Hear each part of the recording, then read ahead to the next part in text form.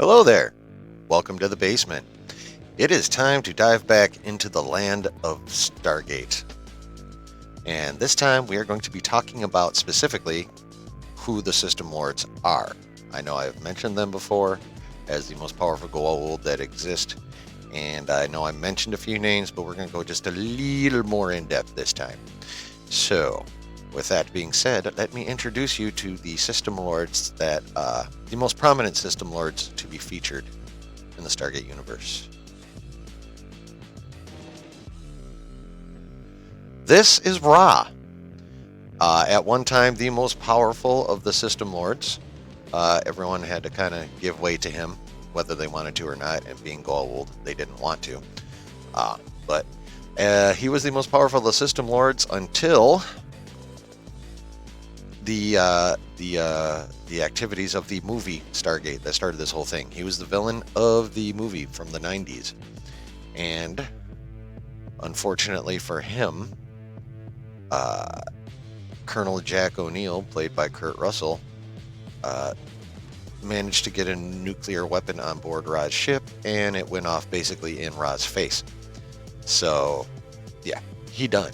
Now, at this point in time, all we knew about Ra was that he was an alien who was impersonating the ancient Egyptian god Ra. That's it. We didn't know the name of the species, or that there was a lot more of them, or that there are more planets. All we knew as of the ending of the movie Stargate is we killed a big bad alien and set the people of the planet Abydos free, and that's about it. At that time, all we knew is the gate went to Abydos, and we went to Abydos and kicked some ass.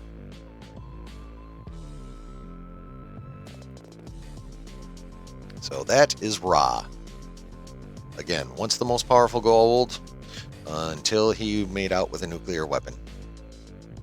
Now, once we get into the series SG-1, this is the first big bad we meet.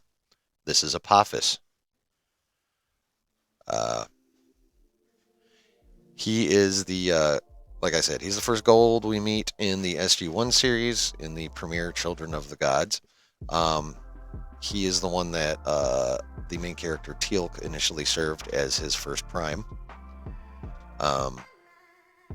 So he's the big bad for a couple seasons, being Teal'c's former master. Obviously, he's got a grudge against Teal'c, who in their language is called a Shova, traitor. So Apophis is a big pain in the ass for a while. Eventually, he gets dealt with, or he's fun. He pops in and out, but he's the original big bad. One of the next Goa'uld we meet in the SG-1 show. Everything from now on is going to be SG-1. This is Nirti. She is a powerful Goa'uld system lord, and also what is called a queen, which means she produces all kinds of little Goa'ulds under certain circumstances, not just like, not like we humans who procreate for the most part one at a time, although, Octomom and all that kind of fun shit. But she is a queen. Queens are the only ones who bear Goa'uld young, by the way.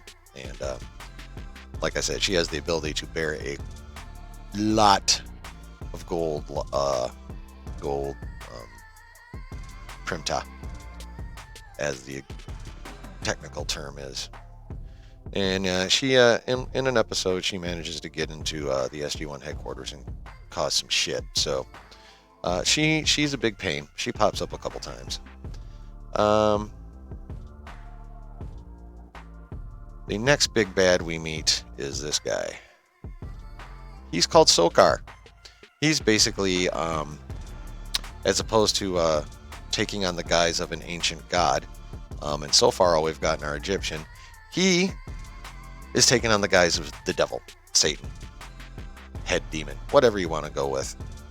But yeah, he basically takes on the realm of the devil.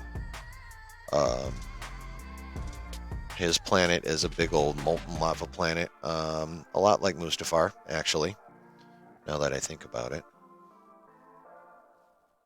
Anyway, so yeah, he has a rather large army, and again, he causes trouble for the SG-1 team at one point. But yeah, he's quite a powerful system lord with quite a powerful devoted army. He had some extra special skills, and yeah. So, and obviously he's gorgeous with his face. Next up, we have a dude who is a system lord, so quite powerful, but he also is more of kind of a side note system lord so far as the show goes. And this is Cronus. Again, one of the main system lords. Obviously, as opposed to coming from an Egyptian heritage or Egyptian mythology or, pretending to be the devil, he is taking on the mantle of the ancient Greek titan Cronus, who was the father of the Greek pantheon that we're most familiar with, Zeus, Hera, Aphrodite, blah, blah, blah, blah, blah, blah, blah, blah. So, like I said, portraying an ancient titan should give you an idea of his power level relative to the other system lords. Where did you go? There he is.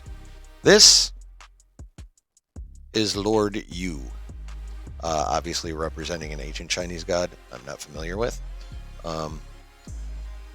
But he is actually the eldest of the Goa'uld in the show. And at one point in the show, it actually starts to show, despite the fact that they have the sarcophagus technology, which replenishes them and enables them to live for millennia. Eventually, time catches up with all things, and it does catch up with him at one point. This is Anubis, a Goa'uld lord, system lord, who became so powerful the other system lords, basically all the other Goa'uld ganged up on this dude and almost killed him. Basically killed him, except for one problem. And this is going to get into, I'm going to touch on stuff that I'm going to go in depth on later in another video, but he managed to become at least partially what is called an ascended being. Basically, they're beings of pure energy that dwell on a higher plane of existence than we do. So, which explains why he really doesn't have a face. He's just got this stuff. Now, it doesn't always glow like this. Most of the time, it's just kind of black and has like a small flowy wave-like appearance to it. But that is Anubis, extraordinarily powerful and almost impossible to kill since he is half ascended. Next, we come to Heru'ur. He lasts a little while, one of the more powerful system lords. On the scale of the actual system lords, he's kind of a weaker system lord. I mean, obviously, being a system lord, a powerful Goa'uld in general compared to the average population, but in terms of relative to the other system lords, he's a lower level system lord. But he does, he's one of those that pops in and out and kinds of, makes himself a pain. And then finally, we come to Baal. Baal is basing himself on an ancient Babylonian god, that was worshipped around the time of the Old Testament in the Bible. He ends up, after SG-1 takes out a couple other system lords, he ends up being the most powerful system lord and hangs around for longer than most of the rest to be a pain. We end up seeing a lot of him towards the end of SG-1. So, but those are the main players, as it is said, and brief synopsis of each of them. So, I hope you enjoyed that. I know I probably kind of repeated myself with, powerful Goa'uld and all that kind of stuff, but that's pretty much the only way you can describe them. So, I apologize if I sounded redundant. Unfortunately, sometimes that is the breaks of the game. I hope you enjoyed the video, though. Go ahead and take a peek at that little thumbs up button below my face there. Looks like that. All you need to do is, if you're on your phone, just tap it with your finger.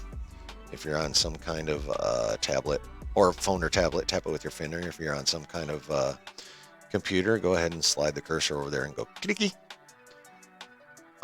And then while you're at it, you may as well click on subscribe too, so you can, know what's happening with this channel all the time. And especially if once you subscribe, you tap that notification bell till it is completely full. Then you'll know anytime I do anything, whether it's post a video, schedule or go live, or even put something in the community tab, which I want to do. I like to do polls and just give you little updates in there too. So, and I also have a Discord and a Twitter, and the links of those are in the About Me part. So I hope you enjoyed the video. I hope you join this channel. And like I always say, there's always a good time to be had when you're chilling in the basement.